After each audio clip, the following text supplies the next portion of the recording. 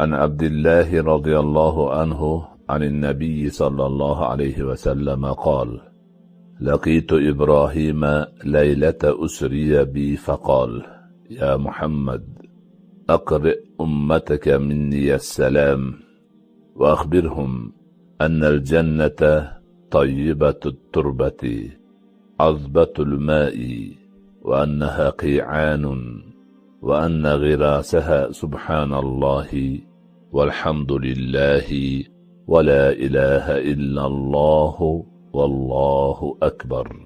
Abdullah roziyallohu anhudan rivoyat qilinadi. Nabiy sallallohu alayhi vasallam aytdilar: Menga Isro qildirilgan kechada Ibrohimga yo'liqdim. U menga: Ya Muhammad, mendan ummatingga salom ayt.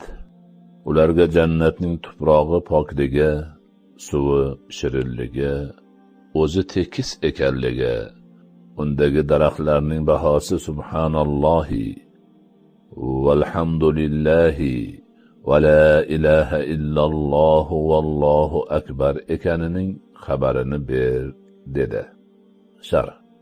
Nabiy sallallohu alayhi vasallam Isroda bo'lgan kechada juda ham muhim ishlar bo'lganining hammamiz yaxshi bilamiz.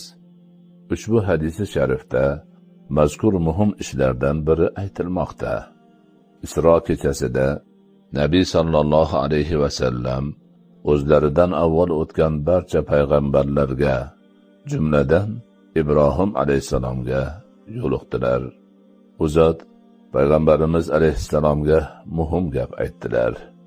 Ya Muhammad, mendan ummatingga salom ayt. Ibrohim alayhissalomning salom aytishlari ummati Muhammadga mansub har bir mo'min uchun buyuk sharafdir. Ularga jannatning tuprog'i pokligi, suvi shirinligi, o'zi tekis ekanligi, undagi daraxtlarning bahosi subhanallohi valhamdulillahi va la ilaha illalloh vallohu akbar ekanining xabarini ber.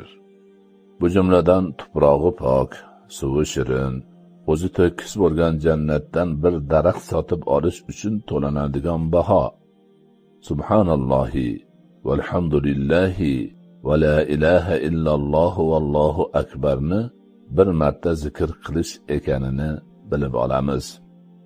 Ushbu zikrni qancha ko'p aytsak, jannatdagi daraxtlarimizni soni ham shuncha ko'payib boraveradi.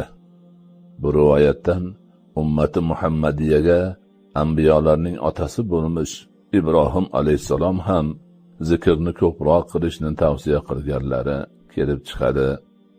U zot Nabiy sallallohu alayhi vasallam Mi'rojga chiqqanlarida mazkur tavsiyani salomga qo'shib yetkazib qo'yishni so'ragan ekanlar. Subhanallohi valhamdulillahi va la ilaha illalloh vallohu akbar kalimasi jannat bog'larining ko'chati, bahosi ekan. Uni bu dunyoda ko'p aytib yurgan banda jannatga kirar va bu kalimani necha marta aytgan bo'lsa, jannatdagi bog'ida shu aytgan adadicha ko'chatlari bo'lar ekan. Shundoq ekan, subhanallohi valhamdulillahi va la ilaha illalloh vallohu akbarni iloji boricha ko'proq aytishga harakat qilaylik.